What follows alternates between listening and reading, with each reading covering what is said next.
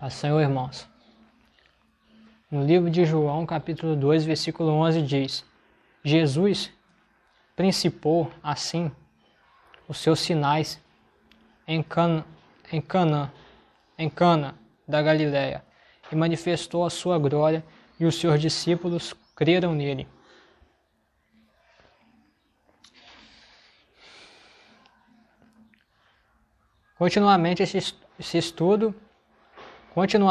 Conjuntamente com este estudo, isso daqui é o que diz o estudo pentecostal, né? A passagem sobre o estudo está no livro de João, capítulo 2, versículo 11. Conjuntamente com este estudo, o leitor deve ler o vinho nos tempos do Novo Testamento, que é o vinho que eu já gravei, né? Que é o vídeo que eu já gravei. Estudo diz: o vinho misturado ou integral. Os dados históricos sobre o preparo e o uso do vinho pelos judeus e por outras nações no mundo bíblico mostram que o vinho era, frequentemente, não fermentado e, em geral, misturado com água. Se você não vê o vídeo já do primeiro estudo sobre o vinho nos tempos do Novo Testamento, não vai entender nada. Aborda um dos processos usados para manter o suco da uva fresco em estado doce e sem fermentação. O presente estudo menciona dois outros processos da preparação da uva para posteriormente ser misturada com água. Um dos métodos era desidratar as uvas, borrifá-las com azeite para mantê-las úmidas e guardá-las em jarras de cerâmica. Em qualquer ocasião podia-se fazer uma bebida muito doce de uvas assim conservadas. Punha-se-lhes água, deixava-as de molho ou na fervura. Políbio afirmou que as mulheres romanas podiam beber desse tipo de refresco de uva, mas que eram proibidas de beber vinho fermentado.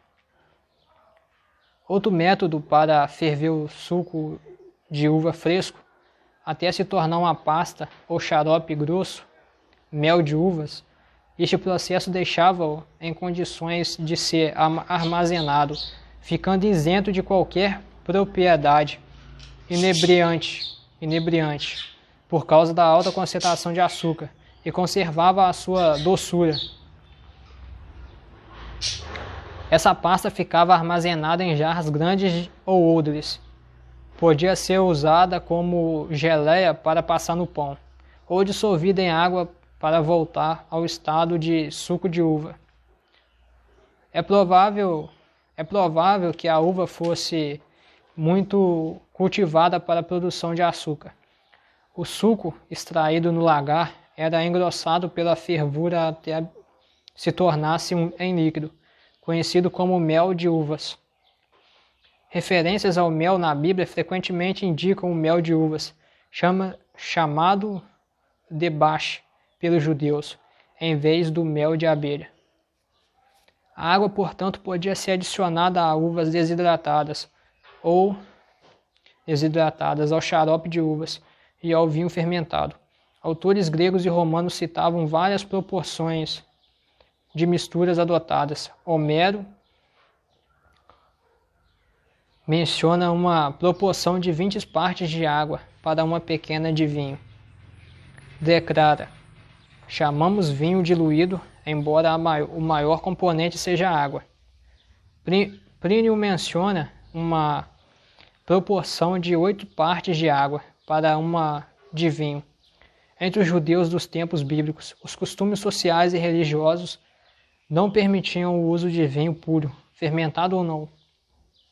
O Talmud, uma obra judaica que tratava das tradições do judaísmo entre 200 anos antes de Cristo e 200 depois de Cristo, fala em vários trechos da mistura de água com vinho.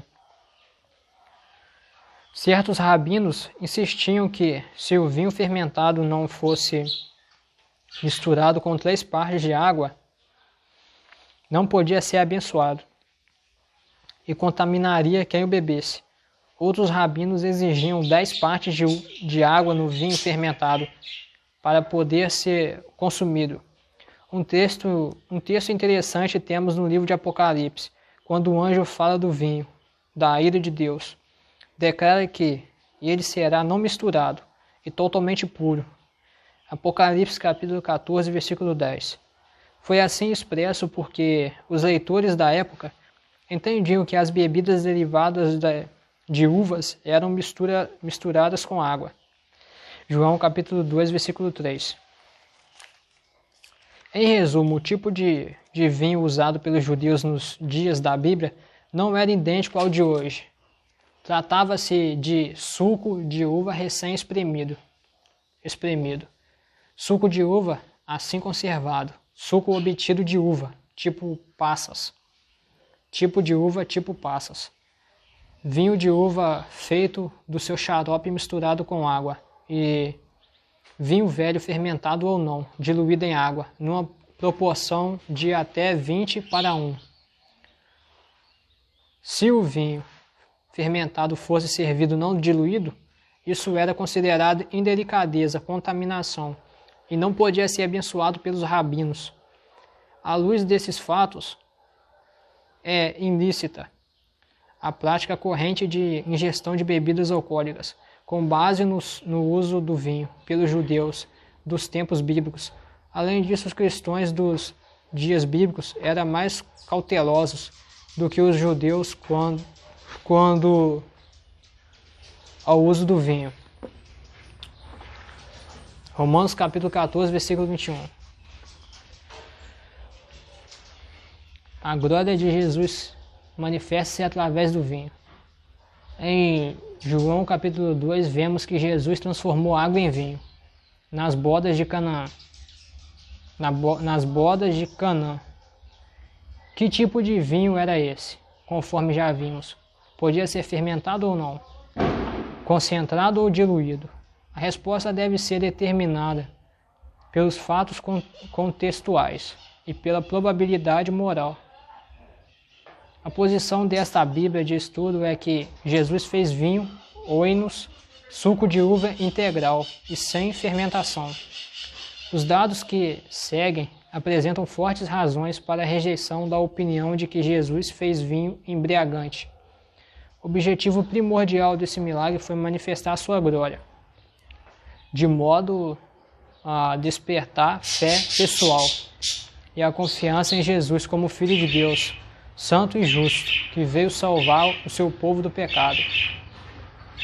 Sugerir que Cristo manifestou a sua divindade como o Filho unigênito do Pai, mediante a criação milagrosa de inúmeros litros de vinho embriagante para a festa de bebedeiras, onde subtende-se que os convidados já tinham bebido muito, e que tal milagre era extremamente importante para a sua missão messiânica, requer um grau de desrespeito, e poucos se atreveriam a tanto.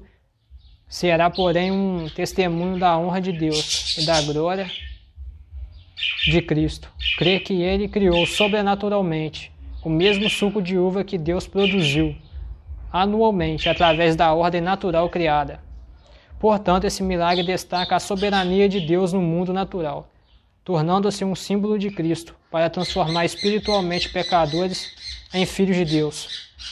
Devido a esse milagre, vemos a glória de Deus com a glória do unigênito do Pai. Contraria a revelação bíblica quanto à perfeita obediência de Cristo a seu Pai Celestial.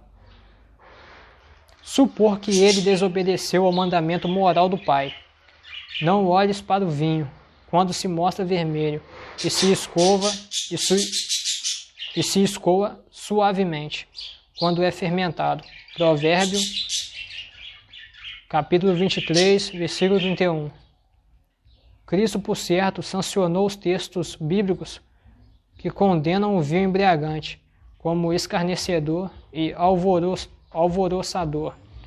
Provérbio capítulo 20, versículo 1. Bem como as palavras de: ai daquele que dá de beber ao seu companheiro e embebedas. Note ainda o seguinte testemunho da medicina moderna. Os maiores médicos especialistas atuais em defeitos congênitos citam evidências comprovadas de que o consumo moderado de álcool danifica o sistema reprodutivo das mulheres jovens, provocando abortos e nascimento de bebês com defeitos mentais e físicos incuráveis. Autoridades mundialmente conhecidas em embriologia precoce afirmam que as mulheres que bebem até mesmo quantidades moderadas de álcool, próximo ao tempo da concepção, 48 horas, podem lesar os cromossomos de um ovário em fase de liberação e daí causar sérios distúrbios no desenvolvimento mental e físico do neném.